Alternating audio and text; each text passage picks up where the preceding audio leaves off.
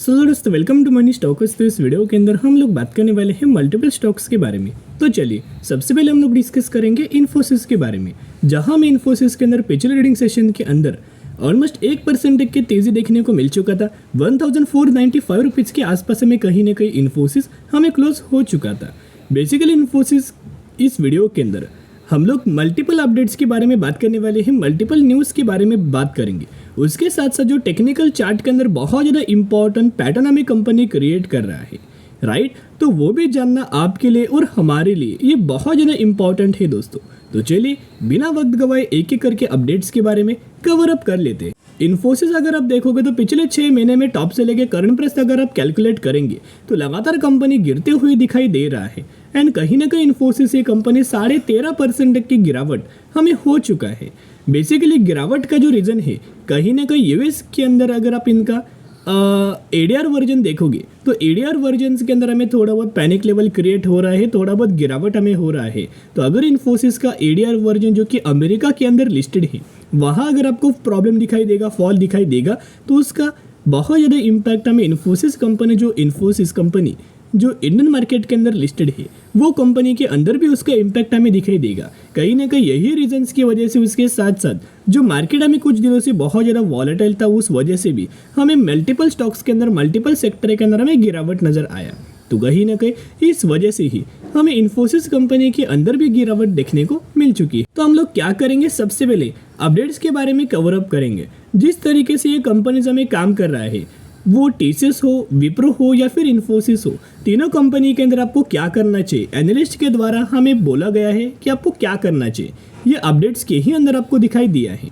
तो चलिए, तो बेसिकली एनालिस्ट का मानना है या फिर ये जो ब्रोकरेज फर्म है उनका ये मानना है कि सारे आईटी स्टॉक्स जो आपको गिरावट देखने को मिल रहा है वो एडीआर की वजह से हमें गिरावट देखने को मिल रहा है। विप्रो, इन्फोसिस के अंदर एडीआर के जो प्राइजेस है या फिर जो एक्सेंचर्स के द्वारा जो बोला गया है कि कंपनी ये क्वार्टर के अंदर भी, यानी कि Q4 के अंदर भी बुरा रिजल्ट हमें आ सकता है, एज एक्सपेक्टेड इम्प्रूवमेंट दिखाई नहीं देगा, ऐसे इनका मानना है।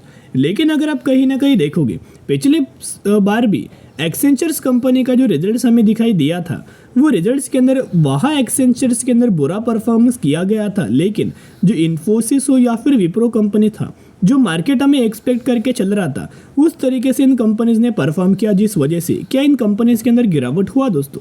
बिल्कुल भी गिरावट नहीं हुआ। लेकिन यही दोस्तों इनका मानना निकल के आ रहा है कि जितना कंपनीज गिरे ना उतना जरूर आप बाइंग करना। आप यह देख सकते हो basically IT stock to buy now, इनका ये मानना है जो कि भासाव कैपिटल के द्वारा हमें बोला गया है कि I would advise long term investor to look at buying at TCS, Wipro and Infosys. तीनों कंपनी के अंदर दोस्तों एक बाइंग रिकमेंडेशन इनके द्वारा हमें किया गया है। और ये कोई बुरी बात नहीं है दोस्तों, ये बहुत अच्छे खासा पॉजिटिव वाली बात है। उसके साथ साथ कंपनी का अगर आप 28 मार्च को जब मार्केट हमें ओपन था उस दिन हमें ट्रेड हो चुका था, उस दिन की अगर आप डिलीवरीज को एनालाइज करके चलेंगे तो ऑलमोस्ट हमें कहीं ना कहीं 52% के डिलीवरीज हमें इन्फोसिस कंपनी के अंदर नज़र आ चुका था।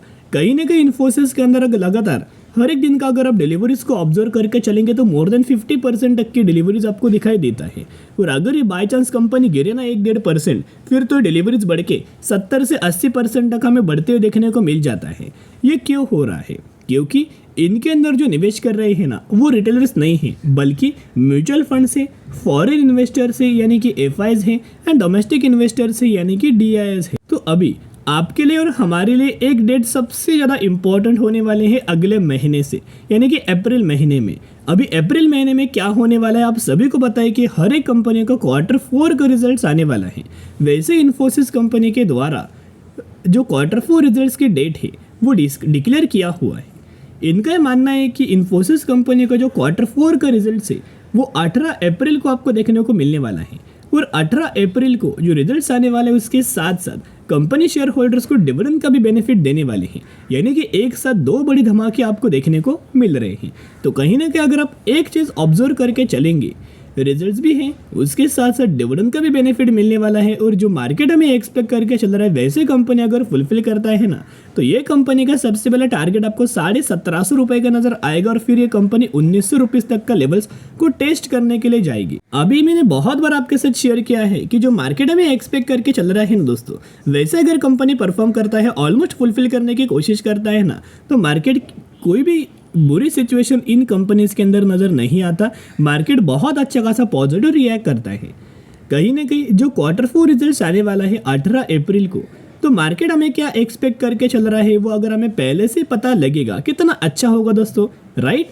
तो यहाँ आप देख सकते हो मार्केट का जो एक्सपेक्टेशन है 18 अप्रैल को कि जो अर्निंग पर शेयर कंपनी का होना चाहिए 15.13, अगर यह कंपनी ने 15.15, 15.20, 15.30, 15.50 ऐसा अगर रिपोर्ट किया है ना, तो मार्केट बढ़िया तरीके से सरप्राइज होगा। उसके साथ साथ मार्केट का एक्सपेक्टेशन है रेवेन्यूज के अंदर 38,250 करोड़, ये अगर बढ़ के 39,000 करोड़ होता है, 40,000 करोड़ होता है, 42,000 करोड़ होता है, फिर भी मार्केट बढ़िया तरीके से सरप्राइज होगा। और जो करंटली कंपनी 1500 रुपए से आसपास हमें जो ट्रेड कर रहा है, वो कंपनी आने वाले फ्यूचर में 1750 रुपीज तक का लेवल हमें अचीव करके देगा। बहुत ज़्यादा चांसेस ये कि कंपनीज बढ़िया तरीके से ही परफॉर्म कर सकते हैं, क्योंकि अगर आप म्यूचुअल फंड्स का हर एक महीने का डेटा को अगर आप एनालाइज करके चलेंगे, ऑब्जर्व करके चलेंगे, तो आपको समझ में आएगा कितना ज़्यादा दोस्तों ये लोग बाइंग कर रहे हैं एक स्पेसिफिक स्टॉक्स के अंदर। फेब महीने का डेटा मैं आपके साथ शेयर कर रहा हूँ, आप देख सकते हैं इन्फोसिस का ही डेटा है, जिसके अंदर 145 म्यूचुअल फंड्स की खरीदारी एंड 90 म्यूचुअल फंड्स की बिकवाली हमें देखने को मिला है। जहाँ लगातार अगर आप ऑब्जर्व करेंगे तो बड़े बड़े बाइंग हमें लगातार बाइंग की ओर हमें देखने को मिल रही है। तो चलिए अभी जितने अपडेट्स थे उनके बारे में कवर किया। अभी हम लोग क्या करेंगे ना, इन्फोसिस के टेक्निकल चार्ट को एनालाइज करके चलेंगे, ताकि आपको समझ में आएगा कि कौन से प्राइस के ऊपर हमें इन्फोसिस कंपनी हमें ट्रेड कर रही है, राइट। तो अभी अगर आप देखोगे मैंने लॉन्ग टर्म का चार्ट ओपन किया हुआ है इन्फोसिस का, तो यहाँ नीचे से एक ट्रेड लाइन हमें दिखाई दे रहा है। ये ट्रेड लाइन को ऑब्जर्व करना, जब भी कंपनी इस ट्रेड लाइन की ओर आपको देखने को मिलता है ना, कंपनी एक बढ़िया तरीके से सपोर्ट लेता है और फाइनली कंपनी वही लेवल की पर करंटली हमें आ चुका है सपोर्ट लेने के लिए।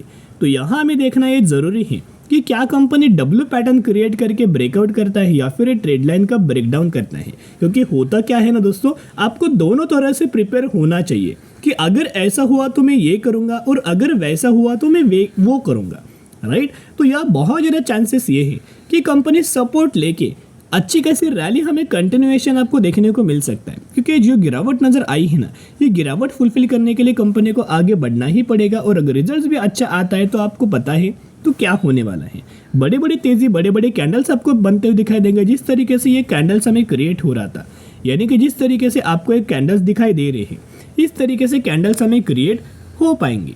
और एक बार ये कंपनी फिर अगर ये लेवल्स का अगर ब्रेकआउट करता है, तो आप समझ सकते हो कितना बड़ा हमें टारगेट देखने को मिलेगा। जिस लेवल पर ये कंपनी ट्रेड कर रहा है वो बहुत अच्छा खासा बाइंग करने के लिए दोस्तों लेवल है। तो जितना आपको कंपनी गिरावट के अंदर मिले, उतना कंपनी के अंदर खरीदारी करना, बाय ऑन स्ट्रेटेजी अप्लाई करना, ताकि एक बहुत अच्छा खासा रिटर्न्स आपको मिल सके। अभी हम बात करने वाले हैं अगली कंपनी के बारे में, जिसका नाम है क्यूपिड लिमिटेड, जो कि 23.5 रुपए के आसपास हमें ट्रेड कर रहा है दोस्तों, और मैक्सिमम के अंदर 800% तक का रिटर्न शेयर होल्डर्स को बना के दे चुका है। बेसिकली कंपनी के अंदर एक बहुत बड़ा अनाउंसमेंट हो चुका है कि क्यूपिड लिमिटेड के द्वारा ऑलमोस्ट हमें 1880 क्यूपिड लिमिटेड के द्वारा रुपए का जो लेवल्स हमें देखने को मिल रहा था, वो कंपनी ने इजीली हमें ब्रेक किया दोस्तों। और इजीली ब्रेक करके अगर आप देखोगे लगातार हमें तेजी आपको देखने को मिला। पहले तो ये कंपनी ने 1000 रुपए के आसपास वेट किया, दूसरी बार कंपनी ने 1800 रुपए के आसपास वेट किया, और जैसे लेवल्स को कंपनी निकाला फिर एक बड़ी रैली आपको देखने को मिला। अब ये कंपनी फंडामेंटली दोस्तों बहुत ज़्यादा स्ट्रांग है, और करंट बेसिस के ऊपर ये कंपनी के द्वारा 1:10 रेशियो के अंदर स्प्लिट का अनाउंसमेंट किया गया है। तो अगर आपके पास इस कंपनी के 1 शेयर होंगे तो 1 के बदले 10 शेयर ये कंपनी के द्वारा आपको मिलने वाले हैं। और बेसिकली क्यूपिड लिमिटेड ये कंपनी क्या करता है ना, मल्टीपल सेक्टर से ये कंपनी बिलोंग करता है। जैसे कि ये कंपनी अगर आप देखोगे डीलिंग्स के अंदर काम है, फिर मार्केटिंग के अंदर काम करता है, मैन्युफैक्चरिंग रबर्स के अंदर काम करता है, थोड़े बहुत केमिकल्स प्रोडक्ट्स के अंदर भी हमें कंपनी बिजनेस करता है, यानी कि मल्टीपल सेक्टर से ये कंपनी बिलोंग कर रहा है। तो जरूर इस कंपनी के बारे में फोकस करना। अभी हम बात करेंगे अगली कंपनी के बारे में जिसका नाम है टीवीएस होल्डिंग लिमिटेड, जो कि 8,127 रुपये पर ट्रेड कर रहा है और मैक्सिमम में 50% तक का रिटर्न हमें दे चुका है, क्योंकि रिसेंटली कंपनी अगस्त 2023 के ही अंदर मार्केट के अंदर आया था और जब से कंपनी आए तब से 50% तक का रिटर्न हमें शेयर होल्डर्स को दे चुका है। टीवीएस की अगर बात की जाए, यानी कि टीवीएस होल्डिंग की अगर बात की जाए, तो ये कंपनी काम क्या करता है, तो ये जानना सबसे ज़्यादा इम्पॉर्टेंट है। ये जो कंपनी है ना, कास्टिंग्स के अंदर काम करता है, फोर्जिंग्स के अंदर काम करता है, डाइस के अंदर ये कंपनी डाइस मैन्युफैक्चरिंग करता है, यानी कि अच्छा और लिमिटेड तरीके से बिजनेस हमें कंपनी कर रहा है, बहुत अच्छे खासे सेगमेंट के अंदर बिलोंग कर रहा है। एंड रिसेंटली यही कंपनी के द्वारा आपको 94 रुपीज़ का डिविडेंड का बेनिफिट यही कंपनी के अंदर मिलने वाला है। तो अगर आप इस कंपनी के अंदर 1 अप्रैल, ध्यान से सुनना दोस्तों, 1 अप्रैल या फिर इससे पहले अगर आप बाइंग करते हो तो ही आप एलिजिबल होंगे और तो ही आपको इस कंपनी के अंदर 94 रुपीज़ तक का डिविडेंड का बेनिफिट मिल जाएगा। तो जरूर सभी कंपनीज के बारे में स्टडी एनालाइज करके चल सकते हो। तो चलो दोस्तों, आज के लिए इतने। अगर आपको वीडियो पसंद है जरूर वीडियो को लाइक और चैनल को सब्सक्राइब करके चल सकते हो। फिर मिलेंगे, बाय।